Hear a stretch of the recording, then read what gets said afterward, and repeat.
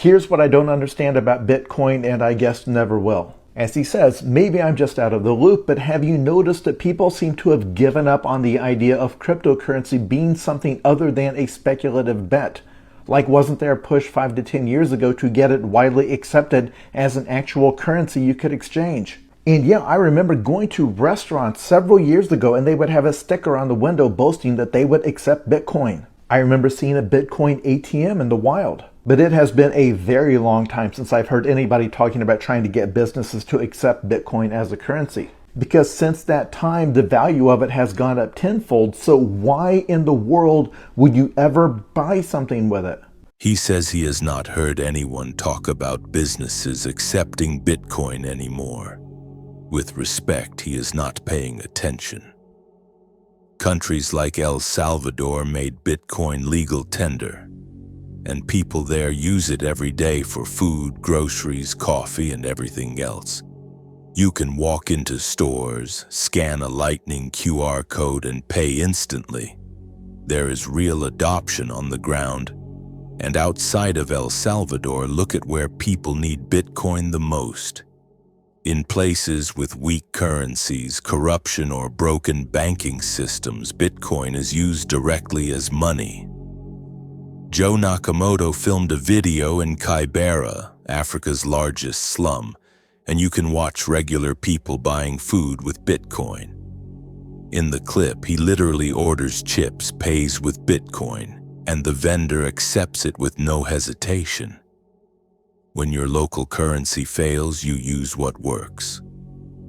Bitcoin works. It is also becoming easier for businesses in developed countries. Square has rolled out Bitcoin payment support so millions of merchants can accept Bitcoin using the same terminal they already use. Adoption has not stopped.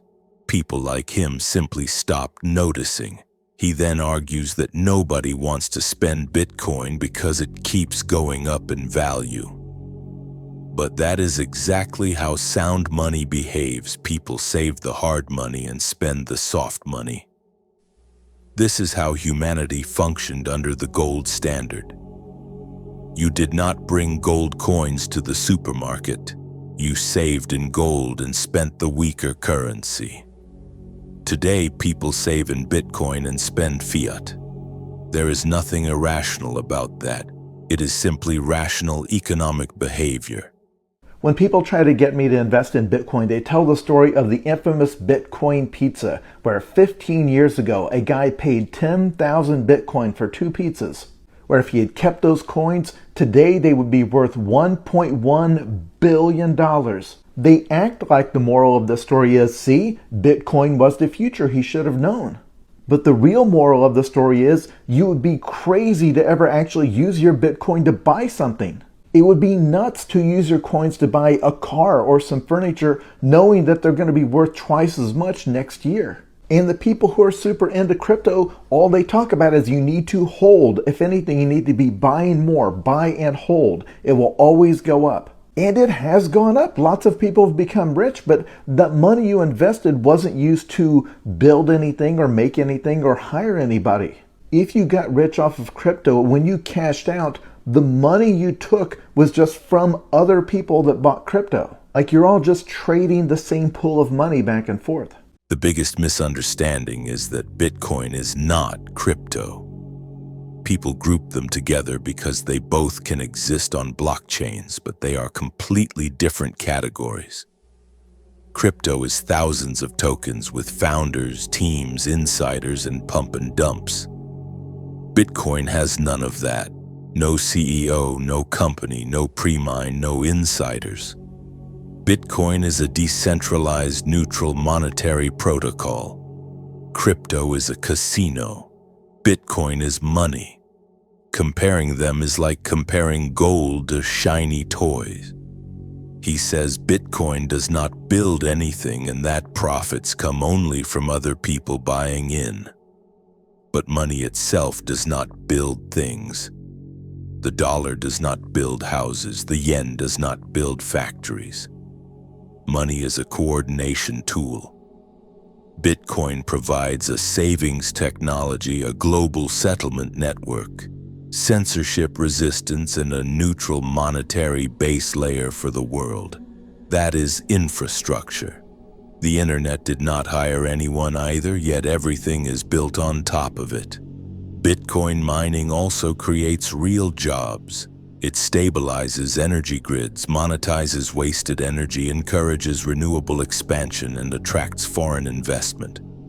Entire nations like Bhutan and El Salvador are building energy projects around Bitcoin mining. This is not speculation, this is industry. I've said this before on here, and every time I do, somebody comes on and says that that's no different than how regular money works. But that's not true. The dollar is backed by the United States government, and the United States government is backed by this.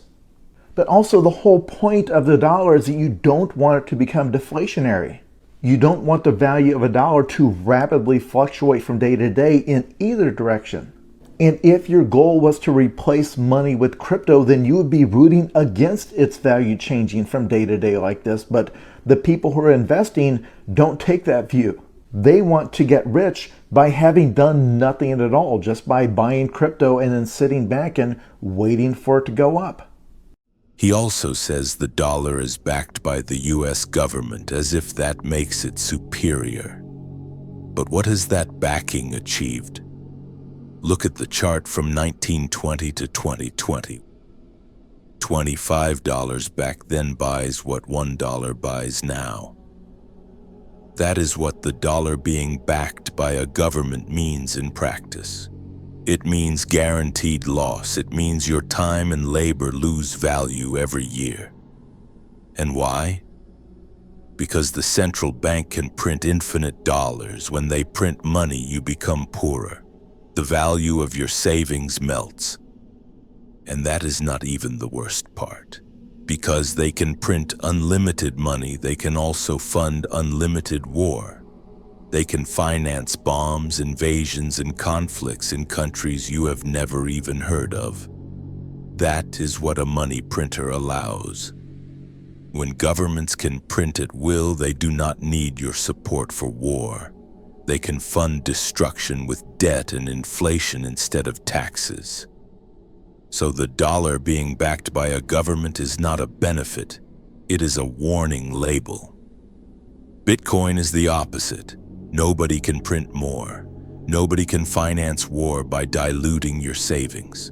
Nobody can secretly tax you with inflation. Bitcoin is voluntary, the dollar is forced. He says Bitcoin is too volatile to be money. But volatility is a function of early adoption. Every new transformative technology begins volatile. The internet was chaotic in the 1990s. Amazon stock swung 95% in a single year. Over time, as adoption grows, volatility decreases, and even with volatility, Bitcoin's long-term trend is up. The dollar's long-term trend is down. Finally, he says Bitcoin investors want to get rich by doing nothing. But Bitcoiners are some of the most disciplined savers on the planet. They work, they delay gratification, they save instead of consume, and they choose to hold a money that cannot be debased. Saving wealth is not doing nothing, it is responsibility. Everything he says collapses once you understand what Bitcoin actually is. He's judging it like a payment app or a tech startup. But Bitcoin isn't competing with companies, it's competing with the monetary system itself. His points miss the core truths. Fiat money constantly loses value because governments can print unlimited dollars. Bitcoin can't be inflated. Fiat is backed by debt, politics, and war, not stability. Bitcoin is backed by math, scarcity, and transparency. Crypto is full of insiders and schemes. Bitcoin has no CEO, no pre-mine, no marketing. It's neutral and open to everyone. Fast payments are secondary. Bitcoin fixes the monetary base layer, and layers like Lightning handle the fast transactions. His argument is about surface-level features. Bitcoin solves structural problems, inflation, trust, and corruption. It is a better foundation for money. If you made it to the end of this video, type Bitcoin in the comments to show you're awake. And don't forget to subscribe to stay part of the revolution.